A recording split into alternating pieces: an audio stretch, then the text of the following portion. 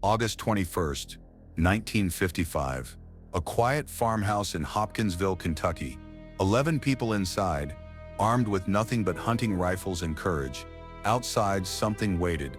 Figures with glowing eyes, metallic skin, and movements that defied nature. That night, the Sutton family and their guests unleashed a storm of gunfire against an enemy no soldier had ever faced. Was it an alien assault, a goblin invasion, or a nightmare made real? This is the terrifying story of the Goblin Assault of 1955. The sun dipped below the tree line, casting long shadows across the fields that surrounded the Sutton farmhouse. It was August 21st, 1955. A warm, quiet Sunday in rural Hopkinsville, Kentucky.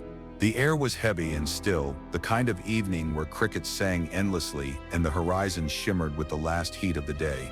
Inside the modest wooden house, laughter and conversation floated through the rooms. 11 people gathered there that night, some family, some friends, all unaware that before dawn their names would be written into one of the strangest encounters in American history. The Sutton home sat a few miles from the main road, tucked away from town life. It wasn't much, a small farmhouse with a front porch, tin roof, and a few outbuildings for animals and supplies. It was the kind of place where everyone knew each other by first name and where the night usually brought peace, not fear. The family had finished dinner hours earlier, the smell of fried chicken and cornbread still lingering faintly in the kitchen. The radio murmured soft country tunes, and the children played near the living room window while the adults shared small talk and stories. There was nothing remarkable about that evening until Billy Ray Taylor stepped outside. Billy Ray wasn't family by blood. He was a guest, a friend who'd come from Pennsylvania to visit his companions, the Suttons. He was a lively young man, full of confidence and easy humor. He left the house that evening to fetch a drink from the water pump near the well. As he tilted the bucket, he paused. The night had gone strangely quiet. The cicadas stopped, the crickets silenced, as if the land itself was holding its breath. Then, in that silence, Billy saw something that froze him in place. Across the darkening sky, a brilliant streak of light tore through the air, not like a shooting star or meteor, but something controlled, deliberate. It glowed with an eerie, silvery hue, silent yet impossibly fast. He watched, mouth open, as it dipped low toward the ground and seemed to vanish behind the line of trees near the property. For a long moment, he stood there, the bucket forgotten, eyes locked on the horizon where the light disappeared. Then, without warning, the distant glow faded completely. The woods swallowed whatever it was. Billy sprinted back inside, his boots thudding against the wooden steps. Bursting through the door, he gasped for breath and blurted out what he had seen. A flying saucer, he said. A real one, landing right behind the trees near the house. The others stared at him, half amused, half skeptical. They teased him for having city nerves, telling him he'd probably seen a meteor. But Billy was insistent. His voice shook, his eyes were wide and wild. He swore it wasn't a falling star. It was something mechanical, something controlled. It came down right over there, he said, pointing toward the woods. His story might have been laughed off and forgotten, if not for what followed. As the family continued their evening, trying to brush off the tension, the dogs outside began to bark. First, a single sharp bark, then another, until both hounds were snarling, their chains rattling violently. It wasn't the usual sound of a stray animal nearby. These were warning barks. Deep, fearful, almost desperate. The kind of barking that made the hair on the back of your neck rise. Everyone froze. The radio crackled in the background. The children stopped talking. Someone turned down the volume, and the silence that followed was suffocating. Then came the noise. Faint at first, but unmistakable. A strange, rhythmic scraping sound from the yard. Not footsteps exactly, but something like claws dragging lightly against the dirt and gravel. It moved slowly, circling the house. The women exchanged nervous glances. The men instinctively reached for their guns, an old shotgun and a .22 rifle that hung on a nail by the door. The air inside thickened with tension. No one spoke. They listened, trying to pinpoint the direction of the sound. Something brushed against the side of the house. A soft, deliberate tap, and then silence again. Billy Ray whispered for everyone to stay inside while he and Elmer, Lucky Sutton, the head of the household, stepped out onto the porch. Both men moved cautiously, guns in hand. The yard was washed in weak moonlight, silvering the grass and the trees. The dogs continued to growl low, facing the woods. Beyond them, the dark tree line seemed endless, the shapes between the trunks shifting and uncertain. For a few moments, nothing moved. Then, from the far edge of the field, something caught Billy's eye. It was small, maybe 3 or 4 feet tall, and moving toward them with a slow, almost gliding motion. It shimmered faintly in the darkness, as though reflecting the moon itself. Billy squinted, trying to make sense of it. The figure stopped near the fence line and raised its arms. Its hands open, palms outward. Its body appeared thin, spindly, almost weightless. Its head was oversized, round, with large eyes that glowed faintly in the dark. The creature's skin, or whatever covered it, looked metallic, smooth, and oddly fluid. It was like nothing Billy or Lucky had ever seen. The creature took another step forward. Billy lifted his rifle, his hands shaking. "Stay back!" he shouted into the night. But the thing didn't react. It didn't run, didn't flinch. It just stared at them, unblinking. Then, in one smooth movement, it raised its arms higher, almost as if mocking their fear. That was all it took. Billy fired. The gunshot cracked through the night, echoing across the fields. The recoil jolted him, and the creature flipped backward into the shadows, vanishing instantly. Both men stood still, hearts pounding, eyes fixed on the spot where it had fallen. They waited, expecting to hear rustling or a cry of pain, but there was nothing, only silence. Lucky moved forward cautiously, his boots crunching on the dry grass, but before he could take more than a few steps, something moved in his peripheral vision. He turned sharply. Another figure, identical to the first, was now approaching from the opposite side of the house. Its eyes glowed like twin lanterns in the dark. "There's more of them," Lucky hissed, backing toward the porch. The dogs barked wildly, straining against their chains. Billy reloaded, and both men hurried inside, slamming the door behind them. Inside, chaos erupted. The women were crying, the children trembling. Billy tried to explain what they'd seen, but his words tangled with fear. Lucky locked the door and told everyone to stay away from the windows. The creatures, whatever they were still out there, moving, watching. The family huddled together, listening. Every sound became amplified. The creak of the floorboards, the faint wind through the cracks, the occasional drip of water from the kitchen sink. Then came another noise from outside. Closer this time, a soft thump against the wall. Something brushed the window pane. The glass rattled lightly. A child screamed, and Lucky shouted for everyone to stay calm. The men took positions near the windows, their guns raised. Billy peeked through a small gap in the curtain and nearly stumbled back. A face was staring in. Huge eyes, round and luminous, peering directly at him. The skin shimmered as if wet, and its mouth was barely visible, just a thin line. The creature's clawed fingers tapped against the glass once, twice. Then, before he could react, it darted upward, vanishing over the roof. Billy fired through the window. The blast shattered the glass, and the room filled with smoke and the smell of gunpowder. Everyone screamed. Lucky rushed to another window, scanning the yard. "They are on the roof," he shouted. "Get down."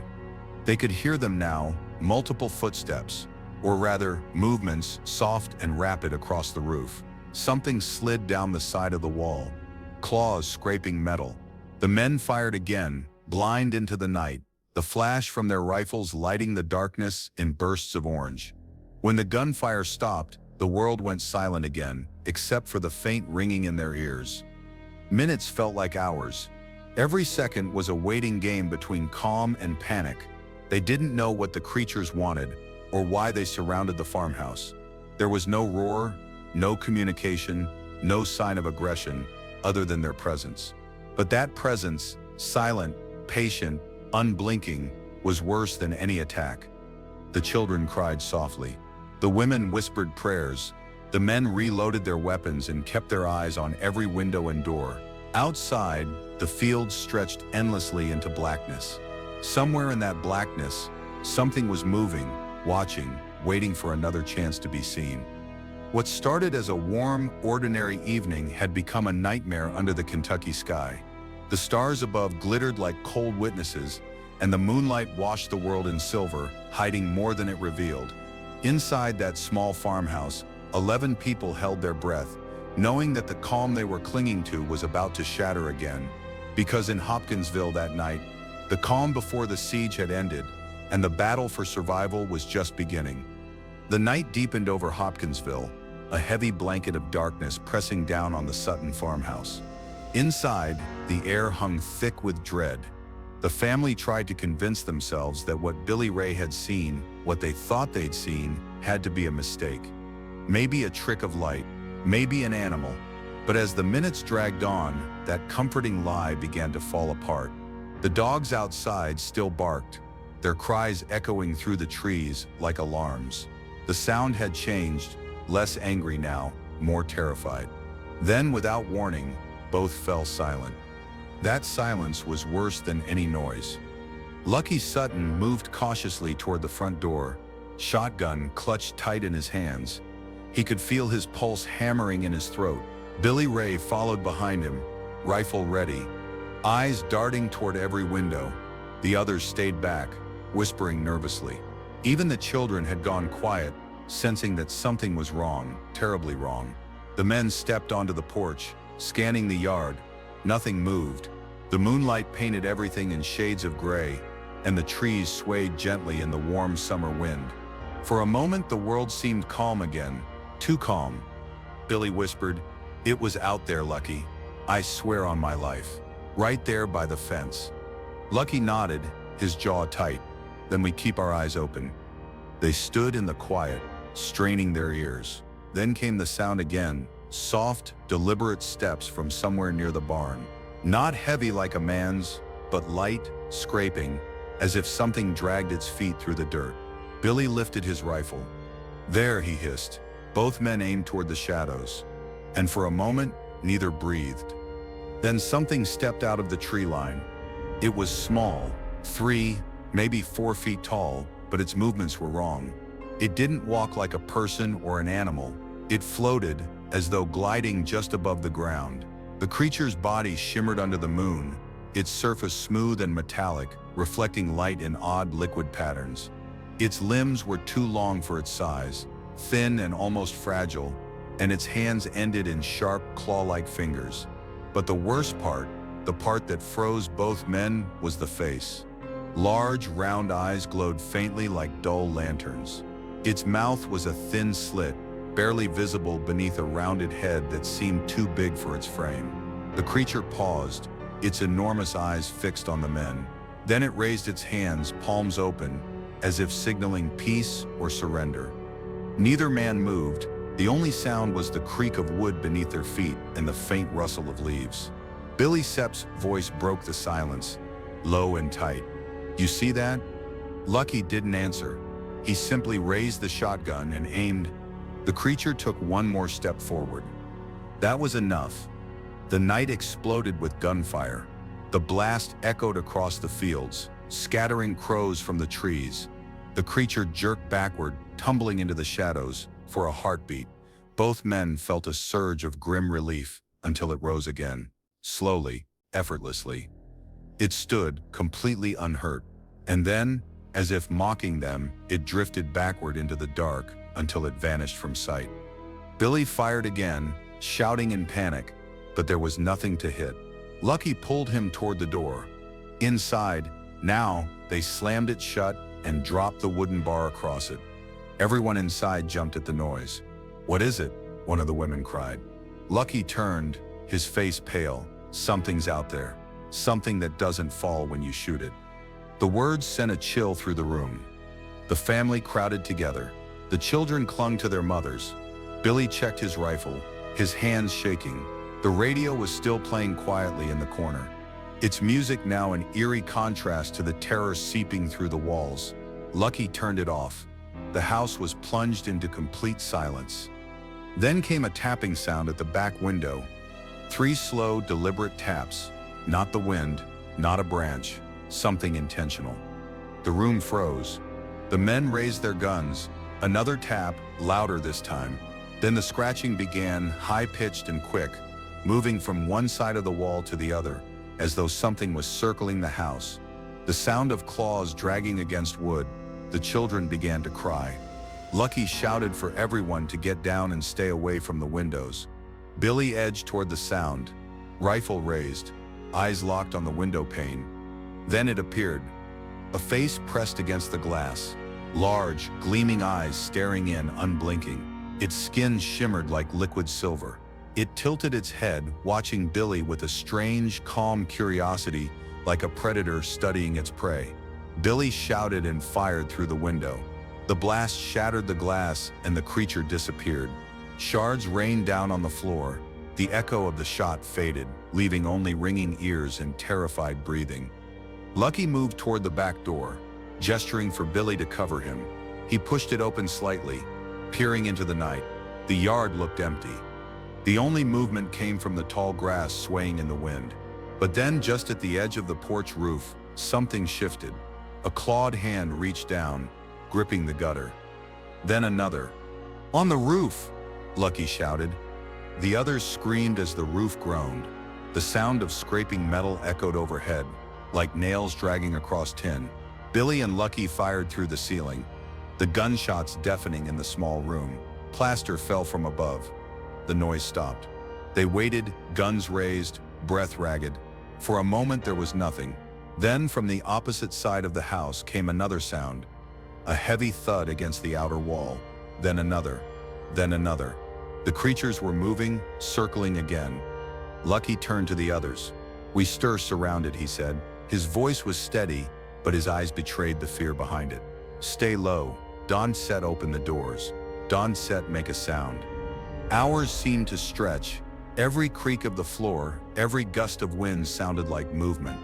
Occasionally, one of the creatures would appear at a window, never fully, just a glimpse of those glowing eyes and clawed hands before fading back into the dark.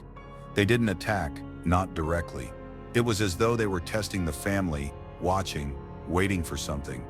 It was psychological warfare, silent, patient, unnerving. Billy crouched near the doorway, finger on the trigger, staring into the black beyond. "They cert not animals," he whispered. "They cert too smart for that." Lucky didn't reply. He couldn't. His mind raced through possibilities, but none of them made sense. What kind of creature could take a direct shotgun blast and rise again without a mark? What kind of animal moved without sound, hovered without effort, and seemed immune to pain? Nothing he knew, no man, no beast, fit what he was seeing. At one point, a hand reached down from the eaves, almost touching the roof of the porch. The men fired again, wood splintering under the impact. A metallic ringing followed, as if the bullets had struck something solid, not flesh. The figure vanished once more, drifting back into the darkness. The hours dragged on like days. Fear had become suffocating, pressing down on every person inside. The children had fallen asleep from exhaustion, huddled close to their mothers. The adults spoke little now, their words reduced to short commands and prayers. Every gun was reloaded, every shadow watched. Occasionally, they could hear faint rustling from the woods, a reminder that the nightmare wasn't over. Somewhere near 2 in the morning, the sounds finally began to fade. The scratching stopped. The creaks on the roof went silent. Even the wind seemed to die. The family waited another hour before anyone dared to move. When they finally looked outside, the yard was still, the trees swayed gently, and the moon had begun to sink. The world, at least for the moment, seemed to have returned to normal. But no one in that house slept again. Each person sat awake in the dim light, guns clutched close, eyes fixed on the windows. They didn't know if the creatures would return, or if they were ever really gone. They only knew that something unnatural had crossed their path that night, and the safety they'd once taken for granted had vanished forever. Out there beyond the tree line, the fields of Hopkinsville stretched endlessly into darkness. The land was quiet again, pretending to be ordinary. But everyone inside the Sutton farmhouse understood the truth. Whatever had come from the sky earlier that night was still out there, watching, waiting, and the night was far from over. The clock ticked somewhere inside the darkened farmhouse, though no one dared to move enough to see it. Hours had passed since the first shots were fired, yet the tension hadn't loosened its grip. The Suttons and their guests huddled in silence, listening, waiting. The wind had died completely. The air was thick and stale, as if the world outside had stopped breathing. Somewhere beyond the walls, something shifted in the shadows. They could feel it, that cold, heavy presence pressing in from all sides. Lucky stood near the window, his shotgun resting on the sill.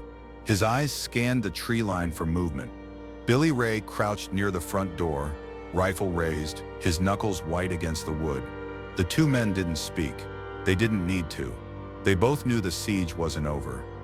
Then, faintly, from outside, the creak of metal. A sound like someone stepping onto the roof again. The boards overhead groaned softly. The women gasped, clutching the children tighter. "Stay down," Lucky whispered, voice steady but low. "Don't move." The scratching came next, slow, deliberate, like claws dragging across tin. Billy Ray aimed up, finger trembling on the trigger. "If it comes through, I'll blow it off the roof," he muttered. Lucky nodded, eyes never leaving the window. Then something moved near the front porch. A flicker of light, pale and silvery, drifted past the edge of the window frame. Billy froze, trying to track it, but the movement was strange, fluid, as if it wasn't walking but floating. He leaned closer, just enough to glimpse through a crack in the curtain. What he saw made him suck in his breath. A small figure was moving toward the porch, its head tilted back as though staring straight at the roof. The creature glowed faintly, the metallic surface of its skin reflecting what little moonlight was left.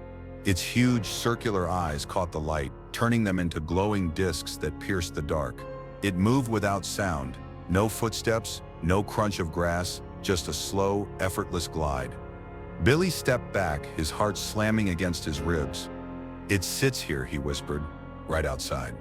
Before Lucky could answer, a second creature appeared at the window, inches away from his face. Its enormous eyes stared straight in, unblinking, emotionless. The skin around them shimmered as if alive, tiny reflections rippling across its surface. It pressed its clawed hand against the glass, and the sound of its nails, sharp, metallic, deliberate, scratched down the pane. Lucky fired.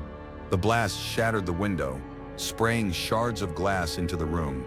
The creature vanished in an instant. Outside, something hissed, not like an animal, not like a human scream, but a sharp burst of static, as if the air itself had been cut. Billy ran to the side window and fired too, the flash from his rifle lighting up the darkness in quick, violent bursts. For a split second, he saw another of the beings dart past the tree line, impossibly fast, its body bending in ways that made no sense. Then the light was gone. The smoke from the gunfire hung heavy in the air, stinging everyone's eyes. The children cried softly, muffled against their mother's shoulders. Lucky reloaded in silence. He could feel the weight of every sound outside, the faint rustle of grass, the whisper of movement along the walls. "They're playing with us," he said quietly, "testing us." Billy turned sharply. "Testing us? For what?" Lucky didn't set answer. Minutes stretched into an eternity. Then from the back of the house came another noise. This time closer, more deliberate, a soft thump against the wall, followed by another. Then a faint dragging, like something sliding its hand along the siding as it moved. They were circling again. Lucky moved quickly to the back room, motioning for Billy to follow. The two men crouched near the small back window. Outside, the night was nearly black now, the moon hidden behind drifting clouds. They could barely make out the shapes of the trees. Then movement. A pair of glowing eyes blinked open in the darkness, hovering about 4 feet above the ground. Then another pair, and another. 3 of them, watching. Billy raised his rifle but didn't fire. He hesitated, not out of fear but confusion. The creatures weren't moving. They just stood there, their faint metallic outlines barely visible. Their eyes glowed softly, unblinking. For a strange moment, he felt almost hypnotized by them. Then one tilted its head to the side, just slightly. The gesture was slow, deliberate, almost human.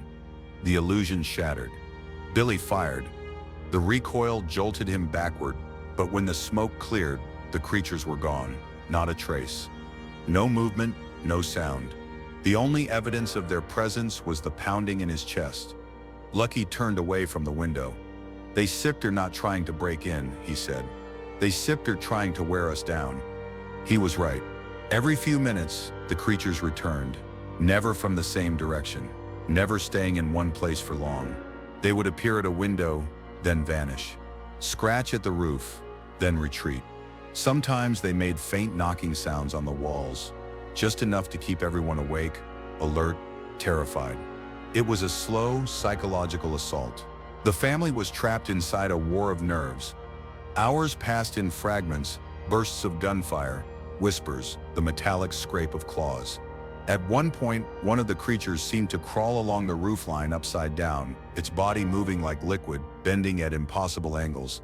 Billy saw it for only a second through the broken window before it slipped out of sight. The sound of its movement was faint but constant, a soft brushing that seemed to come from every direction at once. The women whispered prayers. The men stopped talking altogether. Every noise was an enemy. Every shadow was alive. Sometime after midnight, the activity slowed, the scratching faded. The air outside grew still again. The creatures no longer appeared at the windows. The silence that followed wasn't peaceful. It was suffocating. It felt like the world was holding its breath, waiting for the next move. Billy sat near the door, gun across his lap, staring at the floor. "We can just sit here," he muttered. "We need to get help."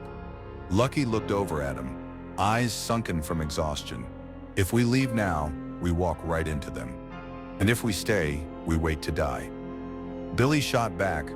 Neither spoke again. Then suddenly the sound returned, but this time it was above them. Heavy footsteps, slow and measured, moving across the roof, not crawling this time, but walking.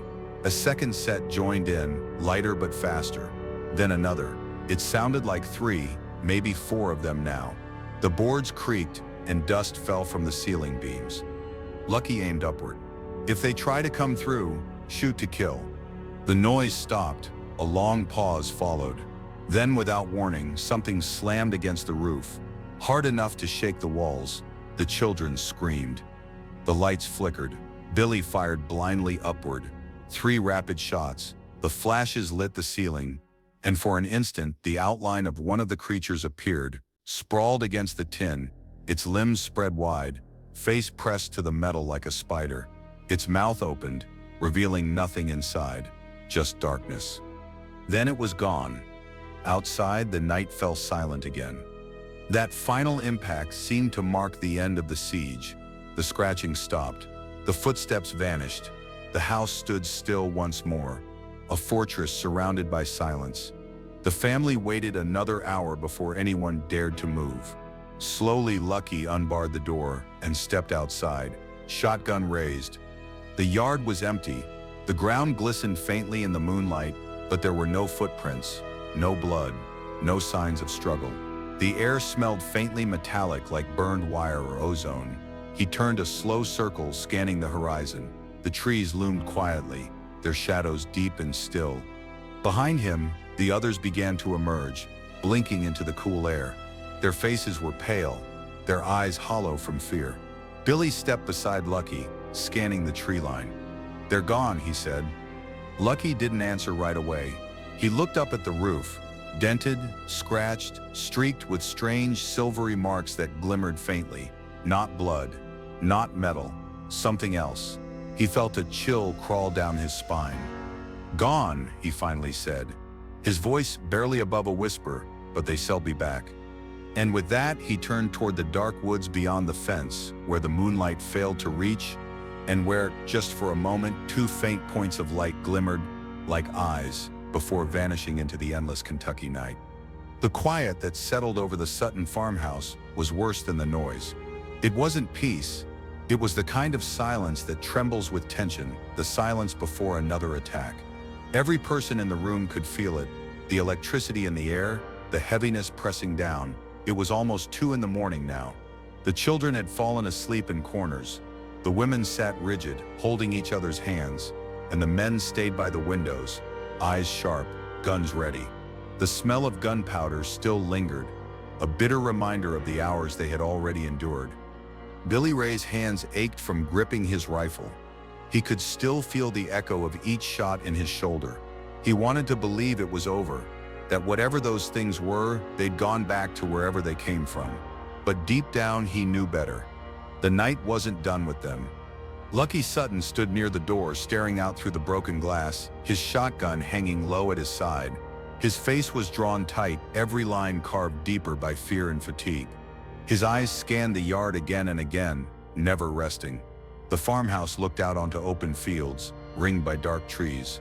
Normally, the moonlight made the landscape beautiful. Now it turned everything into shapes and shadows that moved when you weren't looking. Then came the sound, soft at first, but unmistakable. Tap. Tap. It came from the roof again. Lucky looked up sharply. "They're back," he said flatly. The words froze everyone in place. Billy lifted his rifle, moving closer to the center of the room. The noise came again. A light metallic scraping, followed by a dull thud, like something dropping onto the roof and crawling slowly forward. Dust sifted down from the ceiling beams. The women began to whisper prayers under their breath. Outside, the night was black and endless. The crickets had gone silent long ago. The wind no longer stirred the grass. There was no sound at all except for the faint, eerie creaks from above and the pounding of 11 human hearts. Billy stepped toward the window. Eyes narrowed, the faint glow of the moon made it just possible to see the edge of the porch roof. He caught a glimpse of something moving, a small, silver form crawling on all fours. Its limbs bent backward, its body gliding across the shingles as though gravity didn't apply to it. He didn't think, he raised the rifle and fired. The gunshot ripped through the night, shaking the house. The creature fell backward off the roof and vanished into the darkness below. "Got it," Billy shouted. But even as the echo faded, they heard movement again. Not one, but several, footsteps, claws, from every side. Lucky spun toward the back of the house. "They sip surrounding us." Another shape appeared in the window, pressing its glowing face close to the glass. Its eyes gleamed like mirrors, reflecting the light of the oil lamp inside. Its mouth was a thin, motionless slit, its head tilted as if studying them. Then it raised one hand, palm open, those long, curved fingers stretching toward the glass. Lucky fired point blank. The creature fell backward, and the window exploded into shards. Smoke filled the air, and the children screamed. "Stay down," Lucky shouted, his voice harsh. "Don't sit, move." But the assault had begun. From outside came a chorus of scraping sounds, metal on wood, claws on glass. The walls trembled. Something landed on the roof again, heavier this time, crawling quickly across the shingles. The sound of its movement was like nails on a chalkboard. Another thud hit the side of the house, then another. It was as if the entire farmhouse were under siege. A small wooden fortress surrounded by things that weren't supposed to exist. Billy fired again through another window. The muzzle flash lit the yard for an instant. Enough to see them. Dozens of them. Small, gleaming figures scattered through the tall grass, their eyes glowing faintly as they moved. Some glided low to the ground. Others climbed onto the porch, their thin limbs bending at unnatural angles. The sight froze the breath in his lungs. "There's too many," he yelled. "Too damn many." Lucky reloaded, his hands steady even as fear pressed down on everyone in the room. "We hold this house," he said simply. "No one gets through." The gunfire began again, a relentless rhythm that echoed across the fields. The creatures moved fast, dodging in and out of the light, impossible to aim at. When hit, they fell, rolled, and rose again, as though the bullets did nothing. Some hovered just above the ground, their movements smooth, silent, weightless. Every time one was shot, two more appeared at another window. Inside, the family fought to keep their composure. Muzzle flashes painted the walls orange. Smoke filled the air. Glass shattered. Wood splintered. Every shot was followed by silence, then by scratching, tapping, or that eerie metallic hiss. Then came the worst sound of all, the creak of the front porch boards. Something was standing right outside the door. The latch rattled. Lucky swung his shotgun toward it, finger on the trigger. For a heartbeat, everything went still. Then slowly, the doorknob began to turn. Lucky fired. The blast tore through the door, leaving a jagged hole. The echo rolled across the fields, then faded into the distance. He reloaded, breathing hard. "No one opened that door," he growled. Outside, something let out a sound, low and warbling, like static through broken radio speakers. It was not human. It rose in pitch, then stopped abruptly. The silence that followed was absolute.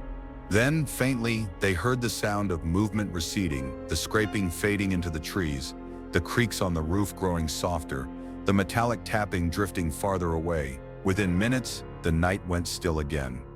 The only sound inside was the soft weeping of the children and the clicking of guns being reloaded. Billy slumped against the wall, sweat streaking down his face. "We hit 7, he said breathlessly. "I know we did. I hit one right between the eyes. It went down hard." Lucky stared at the window, still gripping his gun. "And yet there's no bodies," he said quietly. Billy said nothing. He didn't want to admit that he was right. The group sat in silence for several long minutes, the smell of gun smoke hanging in the air. Then finally, Lucky lowered his weapon. "We can stay here," he said. "We still run out of ammunition before morning." The others looked at him, fear flickering in their eyes. "What about outside?" someone whispered. Lucky didn't answer immediately. He stepped closer to the shattered window and peered out. The moon had dipped behind the trees now, and the darkness was almost total. The field stretched endlessly into blackness. Nothing moved, nothing shone. But he could feel it, that same crawling presence just beyond sight, watching, waiting. He stepped back and shut the curtain. "We are not safe," he said. "Not here, not anywhere near this place." The group huddled together, whispering quietly, their voices trembling. No one wanted to be the first to say it, but the truth hung heavy in the air. They weren't dealing with animals. These things didn't bleed. They didn't make noise. They didn't die. They were deliberate, intelligent, patient. Whatever they were not of this world. For the rest of that long night, the Suttons and their guests stayed awake, weapons ready, jumping at every creak, every sigh of wind, every flicker of shadow. The creatures did not return. The forest beyond remained still. But no one believed they were gone. The sun would not rise for hours, yet already the survivors knew that dawn wouldn't bring peace. Only questions, the kind that no one, not even the military, could ever answer. Because on that night in 1955, deep in the heart of Kentucky, the Sutton family had fought a battle no one else had ever fought before, a battle against the impossible. And though the gunfire had stopped, the war wasn't set over, not yet. The first pale light of dawn had not yet touched the horizon, but the Sutton farmhouse looked as though it had survived a war. The smell of burned gunpowder and splintered wood lingered in the air. Glass crunched under every step. Smoke still hung low in the rooms, drifting through the early morning gloom. The family sat huddled together, their eyes sunken and red, their nerves stretched to breaking. For the first time all night there was quiet. No scratching, no tapping, no sound from the roof. Only the steady, fragile silence of exhaustion. But that silence didn't bring peace. It brought uncertainty. None of them knew if the creatures were gone, or if they were merely waiting for another chance to strike. Lucky Sutton stood near the front door, staring out through the jagged hole blown into it by his shotgun hours earlier. The edge of the porch was visible. Empty, still, but the darkness beyond remained impenetrable. Every shadow looked alive. Every movement of grass or tree seemed deliberate. He wanted to believe it was over, but he couldn't. Behind him, Billy Ray Taylor rubbed his temples, muttering to himself. His rifle rested across his knees, his hands trembling. "They weren't set animals," he whispered again. "They couldn't set be." Glennie, Lucky Sep's wife, turned toward him, her voice quiet and shaking. "Then what were they, Billy?" He looked up at her, eyes wild and glassy. "You saw furs, you all saw furs. Their skin wasn't sit right. They didn't sit make a sound. Bullets didn't sit stop them. You tell me what that was. No one answered. There was nothing to say. Outside, the first bird of morning began to call, a lone note that seemed almost wrong in the aftermath of what had happened. The night had been endless. A long, unbroken nightmare of light and noise and terror, but somehow they had survived. Lucky finally set down his shotgun. "We start leaving," he said. "As soon as there are steps light enough to drive, we start getting out of here." The others nodded in weary agreement. None of them wanted to spend another minute in that house. They gathered what they could: ammunition, car keys, the children's blankets, and waited for the first signs of dawn. When the horizon finally began to brighten, they moved quickly. 2 cars, old trucks that had seen better days, sat out front. Lucky climbed into the first. Billy Ray in the second. The engines coughed, then rumbled to life. The sound shattered the fragile quiet of the morning, echoing out across the fields. For a moment, Lucky thought he saw something move at the edge of the woods. A flash of silver between the trees, but when he blinked, it was gone. "Go!" he shouted. The trucks lurched forward, tires spitting gravel, and sped down the narrow dirt road toward Hopkinsville. Dust rose behind them, swallowing the house in a gray cloud. No one looked back. When they reached town, the Suttons burst into the police station, breathless, pale, and trembling. Lucky slammed his hands on the counter. "We has been attacked," he said. "There's something out there at our place. Not men, not animals. We fired on them for hours. We need help." The officers on duty exchanged uncertain looks. It wasn't unusual to hear wild stories late at night, drunks, pranks, moonshine hallucinations, but this was different. The people standing in front of them weren't drunk or raving, they were terrified. Dirty, covered in soot and glass, their clothes torn, their eyes wide with exhaustion. Chief Russell Greenwell, a tall, broad man with a calm demeanor, stepped forward. "Start from the beginning," he said gently. Lucky and Billy took turns explaining: the lights in the sky, the small metallic creatures, the gunfire that lasted for hours. As they spoke, the room grew quieter. Even the most skeptical officers found themselves leaning closer. Greenwell studied them for a long time, then finally nodded. "All right," he said, "we still take a look."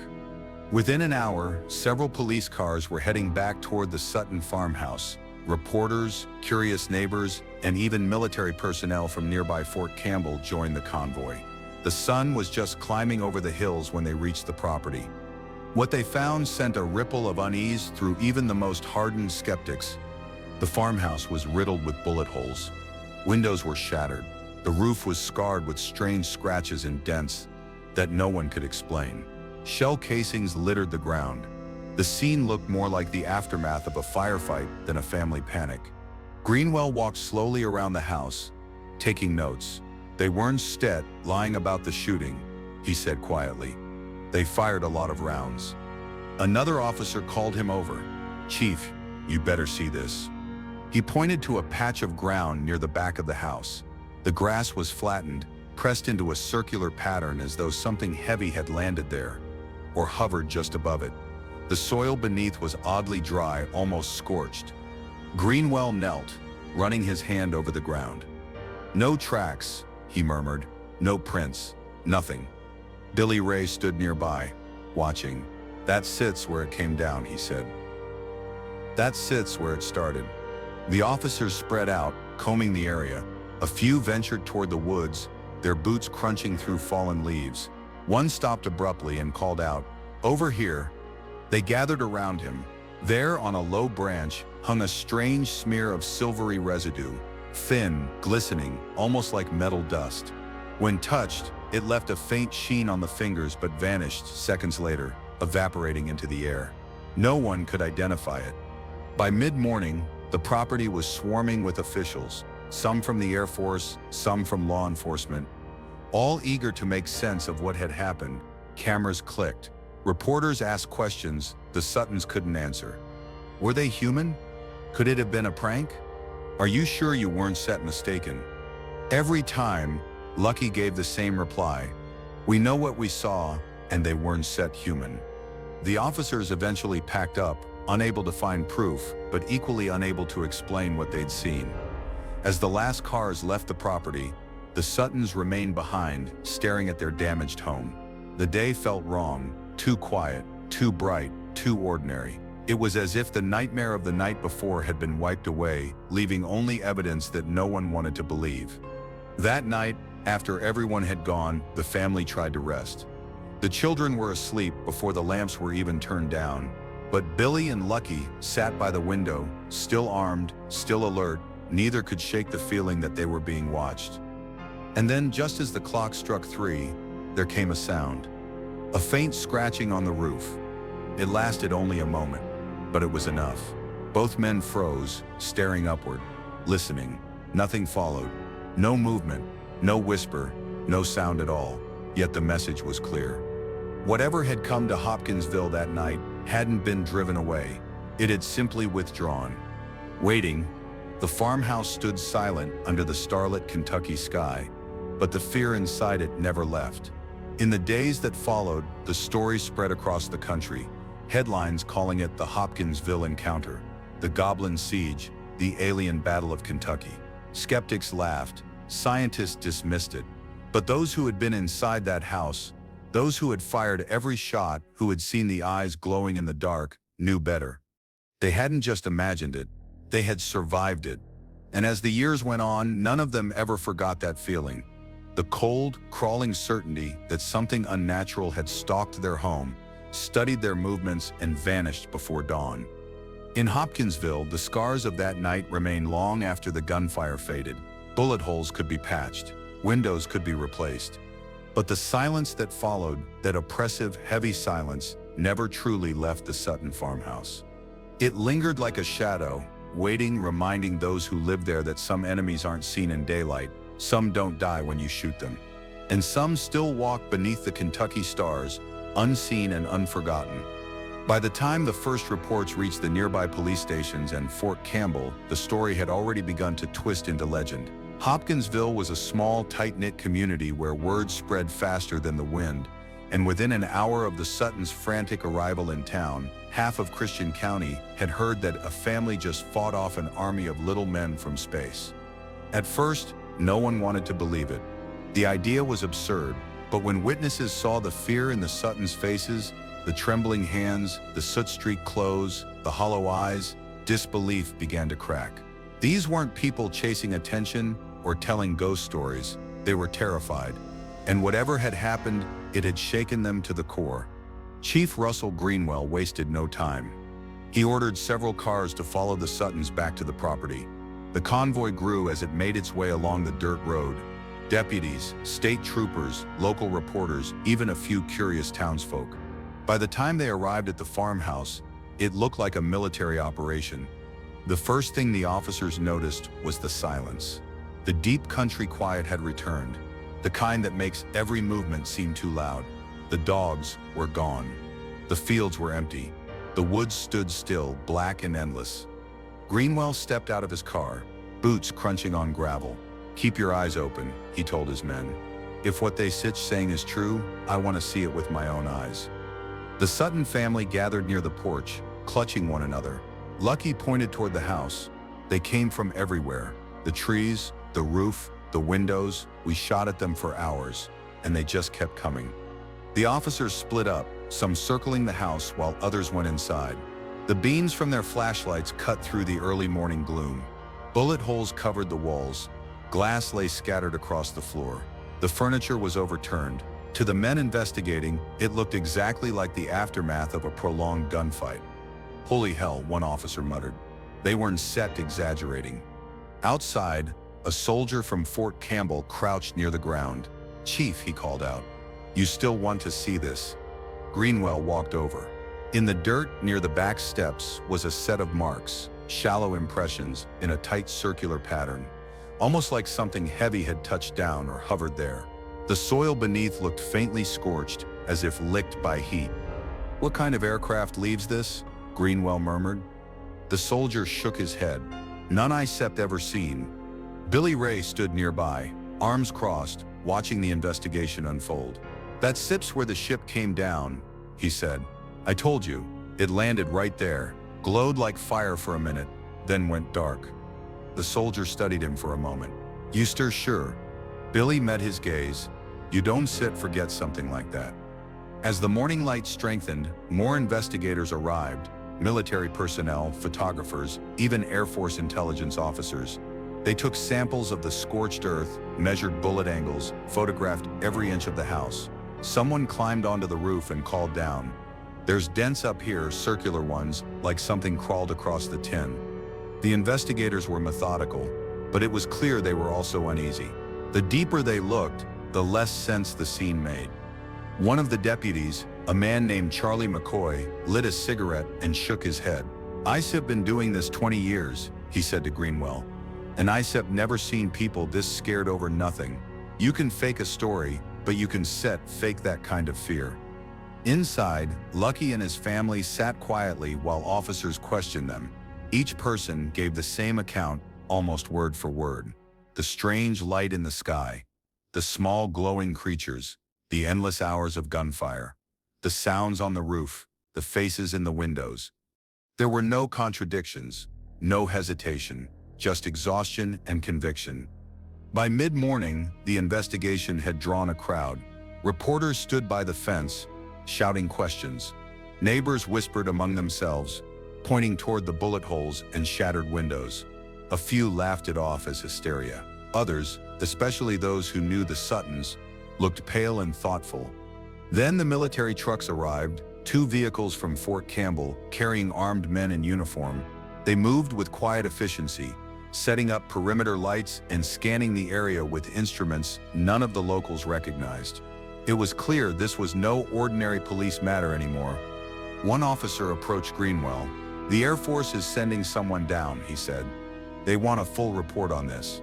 Apparently it's not the first time they had calls about SIPs in this area. Greenwell frowned. "You mean other sightings?"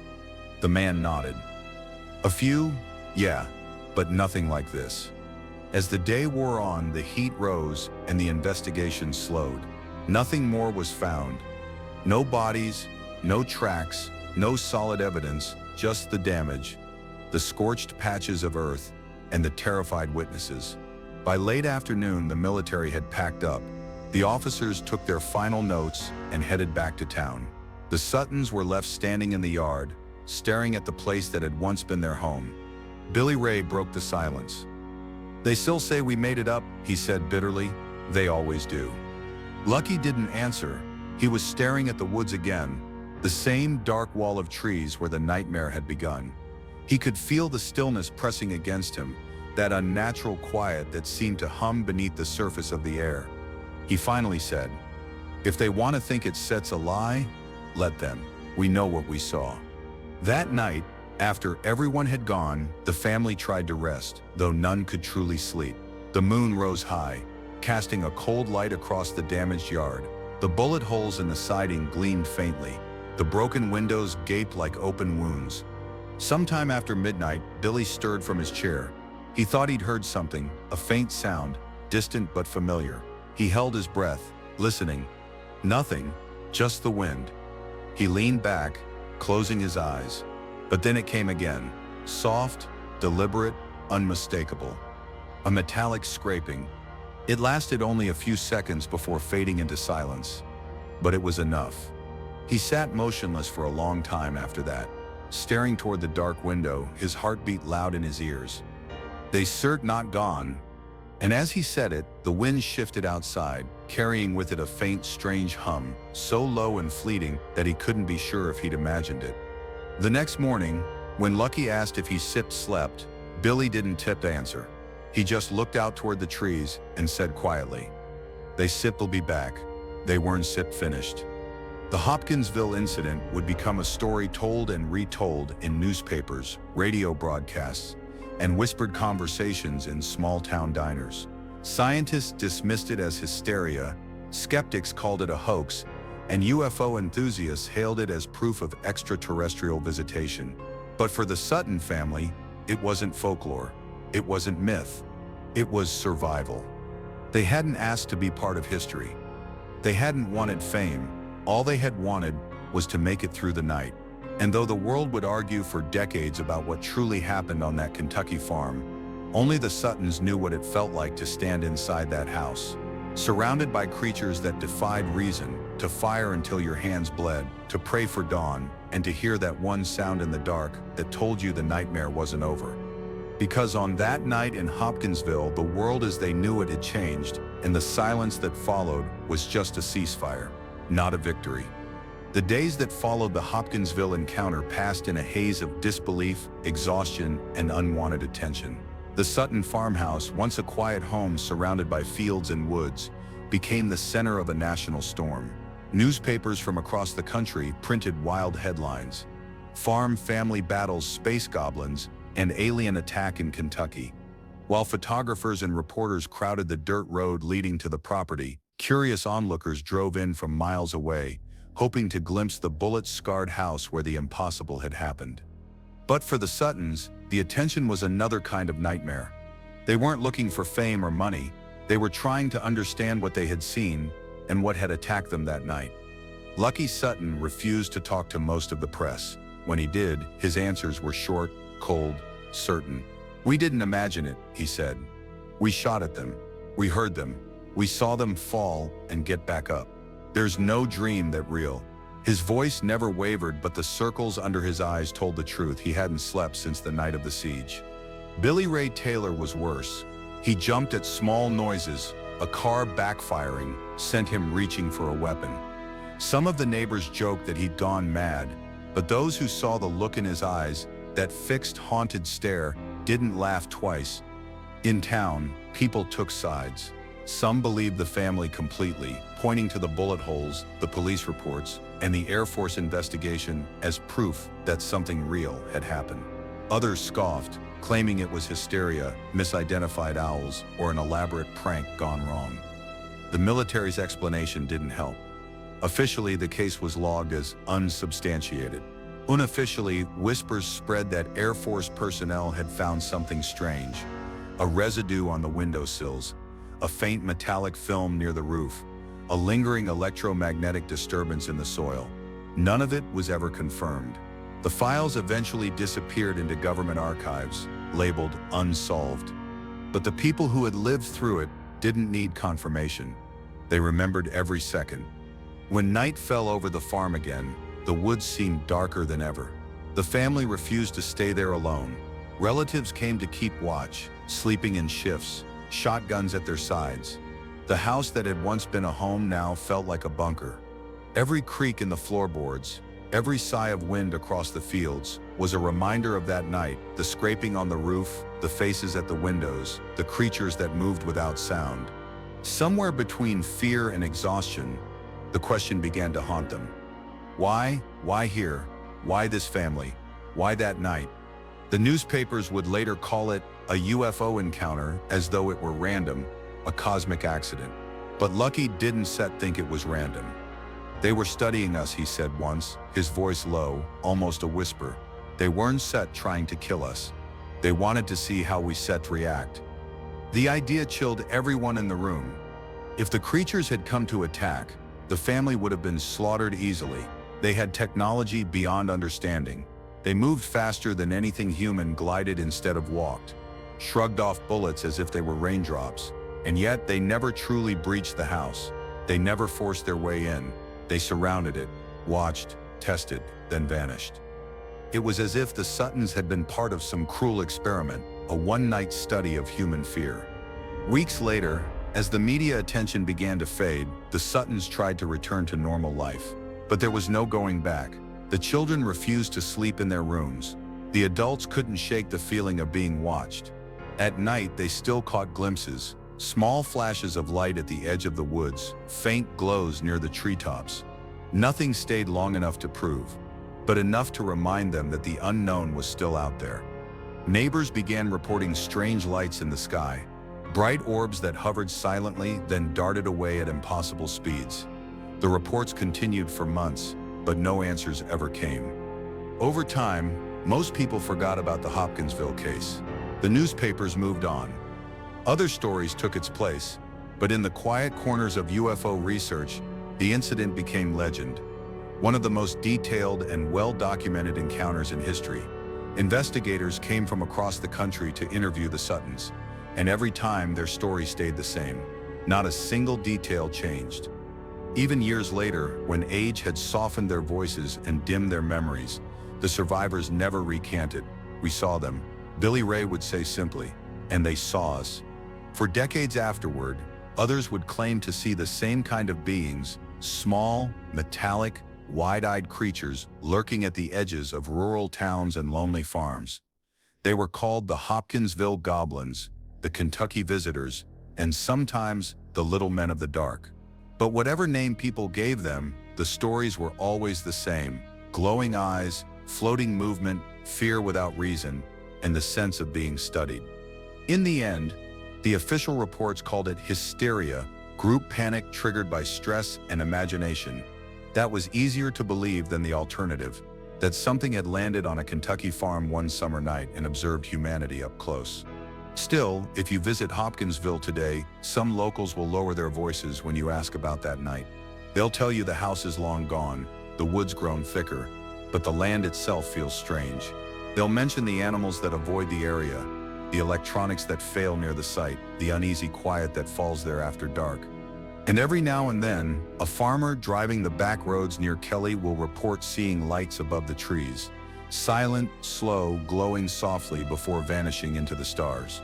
Maybe it sets coincidence, maybe it sets imagination, or maybe, just maybe, they came back. Because what happened in Hopkinsville in 1955 was never just a story about fear or curiosity. It was a warning, a whisper from the unknown reminding us that our world is not as empty as we'd like to believe. Those who lived through the Goblin Assault would carry that truth to their graves, that on one long, unending night, under a sky too wide and too silent, humanity looked into the dark, and something looked back. The sun rose slowly over the Kentucky fields, washing away the long shadows that had haunted the Sutton farmhouse. To anyone passing by, the land looked ordinary again, quiet, still, untouched. But the people who lived there knew better. They knew what the morning light couldn't erase. That night in 1955 had changed them forever. For the Sutton family and their guests, the world had split in two before the encounter and after. Before, they had lived simple lives, farming, working, raising children in the stillness of the countryside. After, every sound in the dark carried meaning, every flicker of light brought memories of glowing eyes at the window. They had become soldiers of the unknown, unwilling veterans of a battle no one believed had ever happened. The newspapers would fade, the reporters would move on, and skeptics would laugh. They would say it was hysteria, a trick of moonlight, or the wild imagination of a frightened family. But none of those people had stood inside that house, hearts pounding, guns trembling, as something moved outside that didn't belong to this earth. There were no medals, no honors, no headlines proclaiming victory, just silence. The kind of silence that seeps into a person's bones and stays there, whispering through the years. In time, the Sutton farmhouse fell into ruin. The roof caved in, the fields grew wild, and nature reclaimed what had once been a home. Yet some locals still say the air feels strange there, colder, heavier, as if the night itself remembers.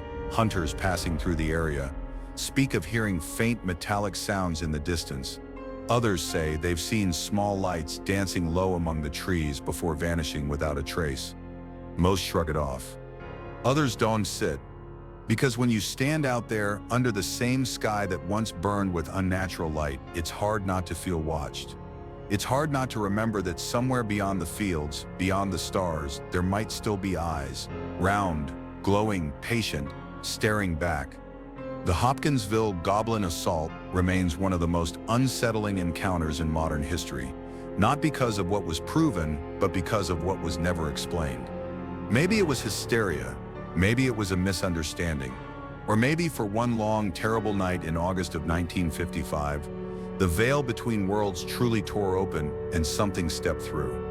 Whatever the truth is, it left its mark. On the land, on the people, on our imagination.